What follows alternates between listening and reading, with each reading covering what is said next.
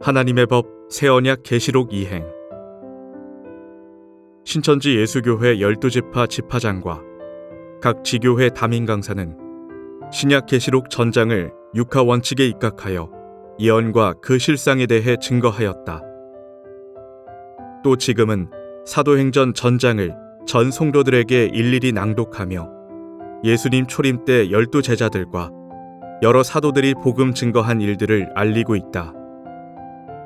초림 때는 예수님과 12제자들이 구약 예언대로 씨를 뿌리는 때였고, 오늘날 재림 때는 뿌린 씨의 익은 곡식을 추수하여 하나님의 새 나라 새 민족 12지파를 창설하는 때이다. 당시 예수님과 12제자들은 씨를 뿌렸고, 그때 당시의 일들을 증거하다가 다 순교하였다. 오늘날 재림 때의 12지파는 계시록 20장과 같이 산 순교자가 되어 순교한 영들과 함께 첫째 부활에 들어간다. 이는 12지파가 있기 때문이다. 마지막 심판 때에는 순교한 12제자들과 오늘날의 12지파장들이 하나 되어 책들을 펼쳐놓고 모든 자들을 심판하게 된다. 이는 예수님이 당시 12제자들에게 약속하신 심판과 치리이다.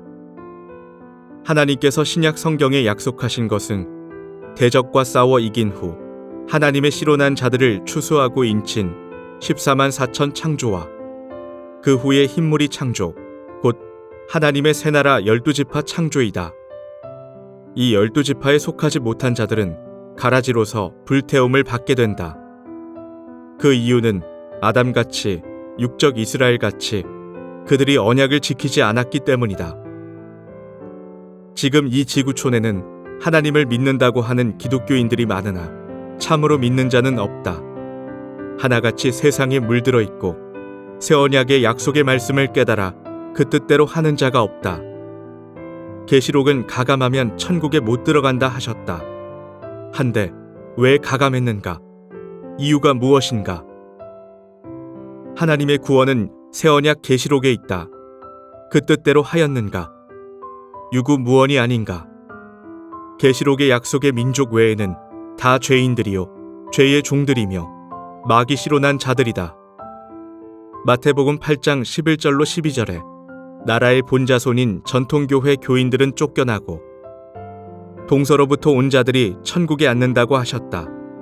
하니 전통교회 교인이라 하여 구원받는 것이 아니다. 새 시대의 새 나라는 새로 창조된 것이다. 처음 하늘과 처음 땅이 아닌 하나님의 약속의 나라 새 하늘 새 땅 곧 신천지에는 천국과 하나님이 임해 오심으로 영생이 있게 된다. 이것이 하나님의 뜻이고 목적이다. 이곳은 죄도 없고 법도 없으며 자유와 평화와 사랑의 새 나라 천국이다. 이 말은 신약 성경에 기록된 그대로이다. 하나님의 뜻과 목적도 천국과 영생이며 성경을 믿고 신앙하는 성도들도 천국과 영생을 위해 신앙하는 것이다. 천국과 영생에 이르지 못하면 그 신앙은 헛것이다. 하나님의 목적도 믿는 성도들의 소망도 천국과 영생이다. 한데 하나님의 새 언약 계시록을 왜 또 믿지 않고 지키지 않는가? 하나님의 언약을 어긴 아담과 육적 이스라엘과 무엇이 다를 바가 있는가? 영적 이스라엘 사람들아, 천국과 지옥이 눈앞에 있도다. 단 한 번이라도 신약 성경의 약속을 알고 싶지 않은가?